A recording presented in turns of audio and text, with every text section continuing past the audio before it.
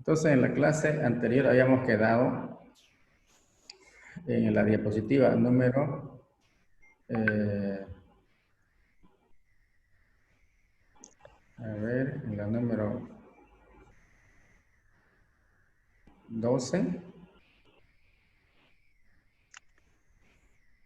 A ver, fíjense, por favor, ¿dónde quedamos? Creo que esta ya la habíamos visto. A ver, respóndanme.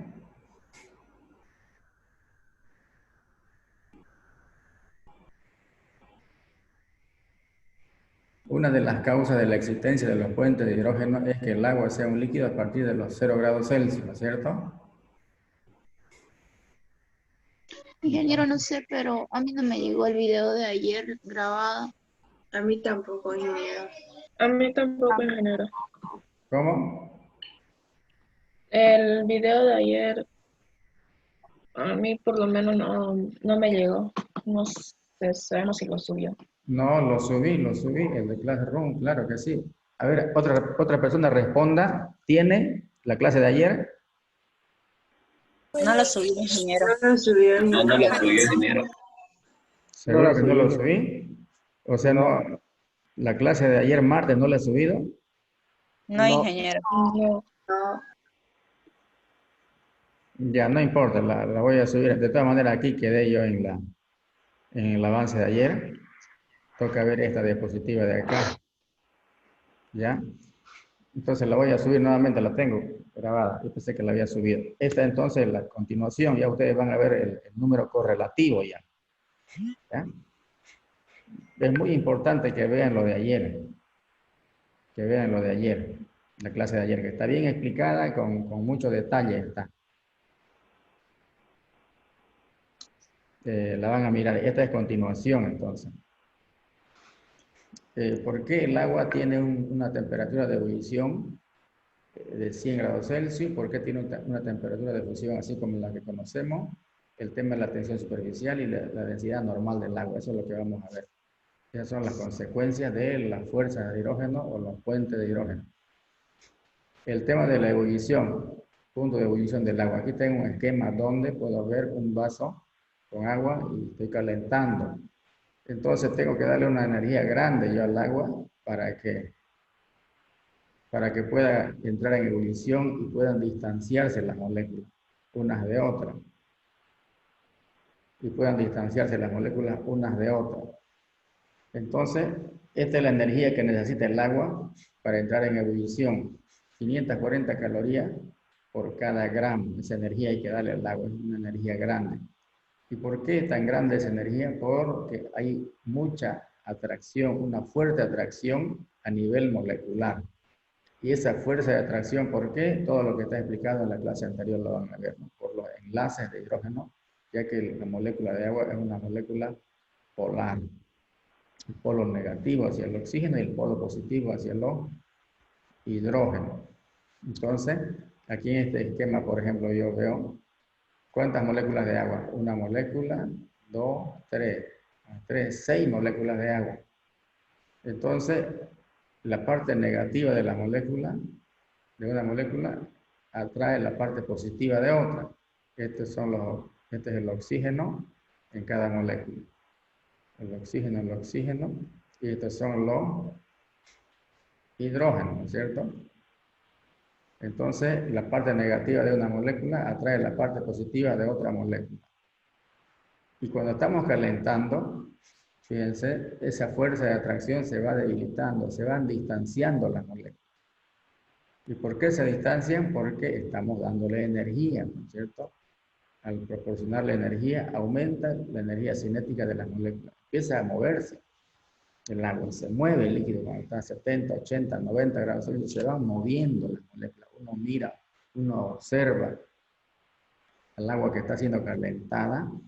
Entonces el agua se va moviendo y cada vez más intensamente.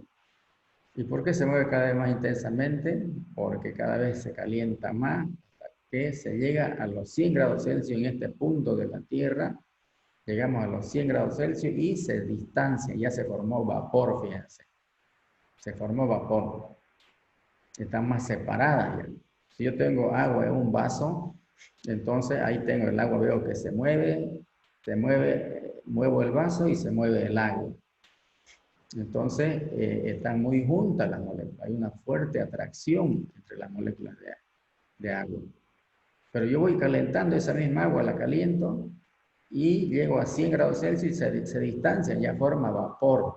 Fíjense, vapor de agua. Están distanciadas. Aún así, ya en el vapor de agua, cuando está como vapor, también hay una atracción. Por eso es que algunos días cuando miramos al cielo arriba, vemos las nubes. Veo una nube acá, veo otra allá, otra más allá, juntas, ¿cierto? Quiere decir que todavía hay cierta atracción cuando están en estado de vapor. Pero ya alrededor de 1000 grados Celsius o más, ya están totalmente aisladas las moléculas.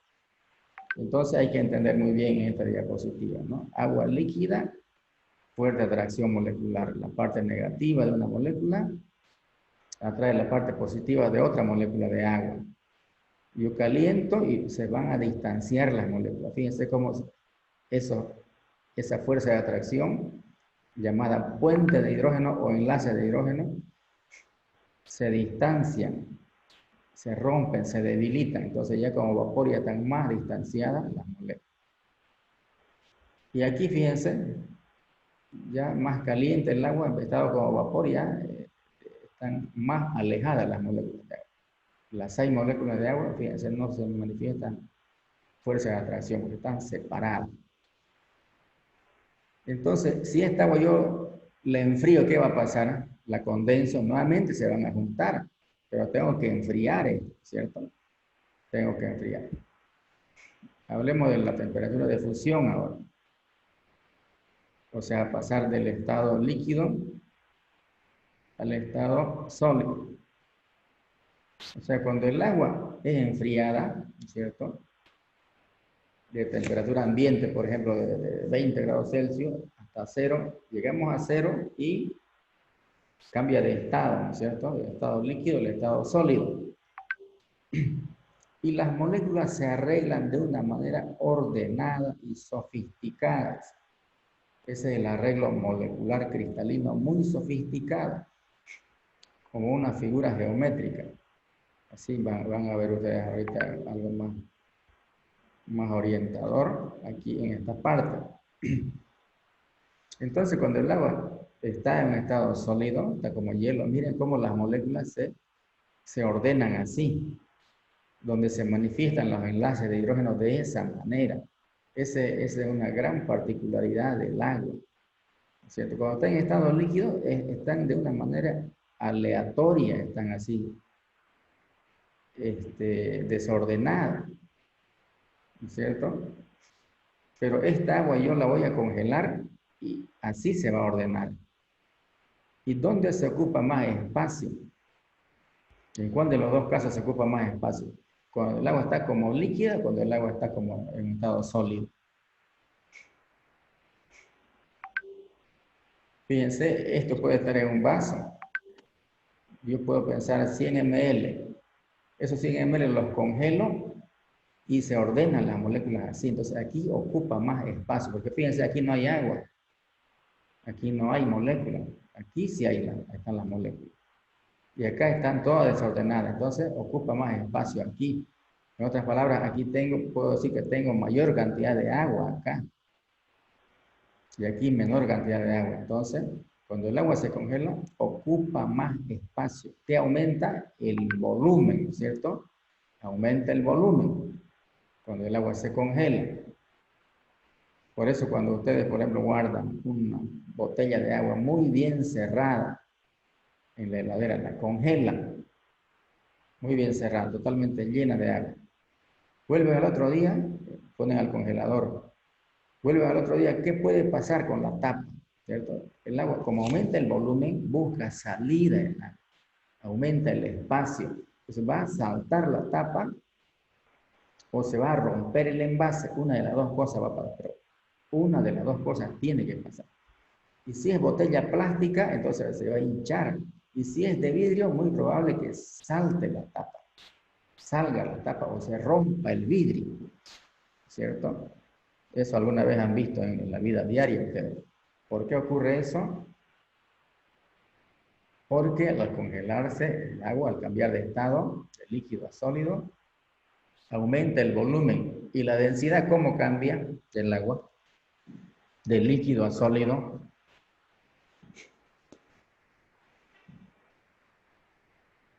Si yo coloco hielo en el agua, ¿el hielo se va al fondo o flota? Flota. Flota. El hielo flota. ¿Por qué? Porque es menos denso, ¿cierto? Entonces disminuye la densidad y aumenta el volumen. Entonces hay una relación matemática, ¿no es cierto? Densidad igual a masa sobre volumen, ¿se acuerda? Eso nos permite entender esto de acá. Entonces, para cerrar esta parte, esta diapositiva, cuando congelamos agua de líquido a sólido, estando ya como sólido, ocupa mayor espacio, aumenta el volumen y disminuye la densidad. Esos ejemplos que le ponía de un recipiente cerrado, una botella, algo que esté totalmente llena la botella y muy bien cerrado, se congela y ahí se ve esto de acá, de que aumenta el volumen, ¿cierto? Se rompe el envase o salta la tapa. Una de dos. Hablemos de otro fenómeno, de la tensión superficial. La tensión superficial. La superficie de un líquido en reposo se comporta como una membrana estirada bajo tensión. Esto es por las fuerzas en la capa superior del líquido. Fíjense, un vaso con agua, un recipiente con agua, este es el nivel de agua. Y aquí se han simbolizado las moléculas de agua, por ejemplo. Esta molécula que está acá es atraída en todo sentido, ¿no es cierto? ¿Por qué? Porque hay agua acá y en todos lados hay agua.